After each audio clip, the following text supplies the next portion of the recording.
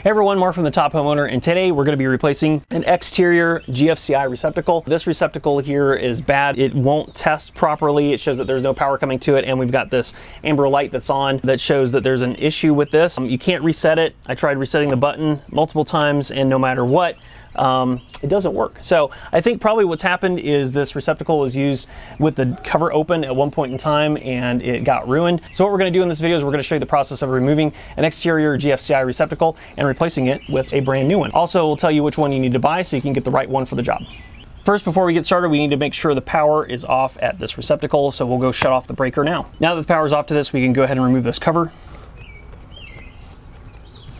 So now we're just loosening this up here because it's got some paint. It's kind of holding this in place. All right, so we get this off. All right, now we're gonna go ahead and remove this receptacle. All right, so you can see here this had a problem. It's burned at this hot location. So we're gonna go ahead and get this replaced with a receptacle that will actually work. Now, before we actually disconnect the wires, it's always a good idea to double check. We're gonna use this non-contact voltage tester to make sure the power is off. I'm gonna turn this on here.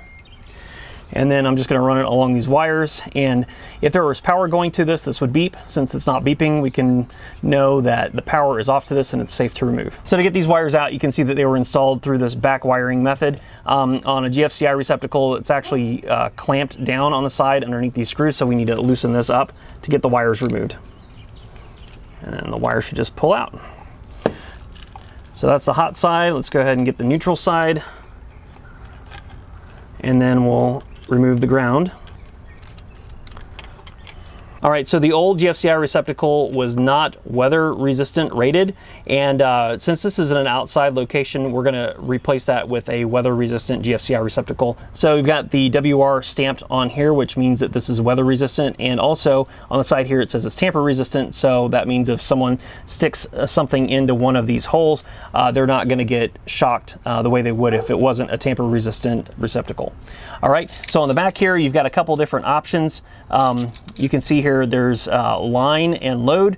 The thing that you need to make sure of is the power that's coming from the circuit breaker is connected to the line. So line is always the power coming in, and load is any of the other receptacles that would be powered off of this one. Since there's only one set of wires coming in here, we just need to install these on the line sides. Now, the other thing to keep in mind is the brass colored screw is always going to be your hot side or your black wire, and the silver colored screw is going to be your neutral or your white wire. Green is going to be ground, which is this bare wire here. The ground could also be green insulated wire, but typically it's this bare copper wire here. So since this was already installed with a back wire method, we're going to just go ahead and do the same thing to get this new one in place, because it'll make it really quick and really easy. So I'm just going to insert this into either one of these holes here. It doesn't really matter as long as this is on the line side. And again, silver is neutral, so that's the white wire. Tighten this down, and we'll do the black wire. Stick it in this side, tighten this one down, and last but not least, we'll install the ground. Make sure everything's tight here. There's a difference of opinion as to whether or not these are installed this way or this way. I'm going to go ahead and install it this way. If this is wrong, please leave me a comment below. But we'll get these wires shoved back in here, and then we'll screw this in place.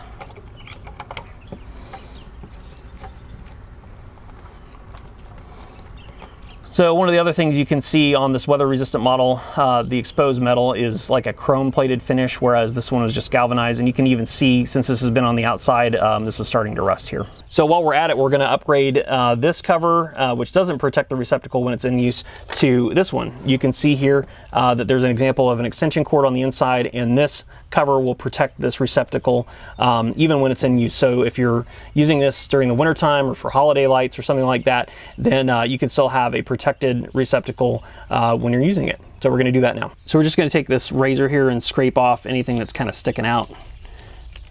So these screws have been backed off. You can see here that they stick out quite a ways, and we did that because it's going to hook on to these holes here. So we're going to stick one of the screws in and get it on, and then we're going to do the same thing with the one on the top here. Push this in, slide it over. Okay, so now what we need to do is we need to get these screws tightened down. Make sure this is tight.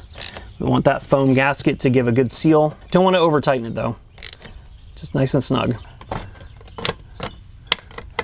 And there we have it. So now when we need to use this receptacle, we just need to pull this latch on the side here. We can open this up, can plug in our extension cord or whatever we need, and then close this back down, and it's still going to be a weatherproof connection. All right, now that the power's back on, let's go ahead and test this. Since we just installed it, yeah, we're going to have to hit this reset button first. And it looks like everything's good there. We'll go ahead and plug in this tester. And you can't really see this here, maybe you can now. These two amber lights are lit up here, which means that it is installed correctly and it's working. All right, so that's all there is to replacing an exterior GFCI receptacle. And at the same time, we made sure that the correct one was installed. We used a weather resistant one, as well as we upgraded this to a box where we can actually keep things plugged into it and it's still protected. So hopefully you found this video helpful. If you did, I'd appreciate you subscribing to the Top Homeowner channel, where our goal is to help you become the best homeowner that you could possibly be. Thanks for watching this video, and we will see you in the next one. Now that the power's back on, let's do one final check with this tester. We'll stick this in here and it should light up with these two lights, and it doesn't. So this is all taken care of and this is done, and we can go have a drink. I don't know.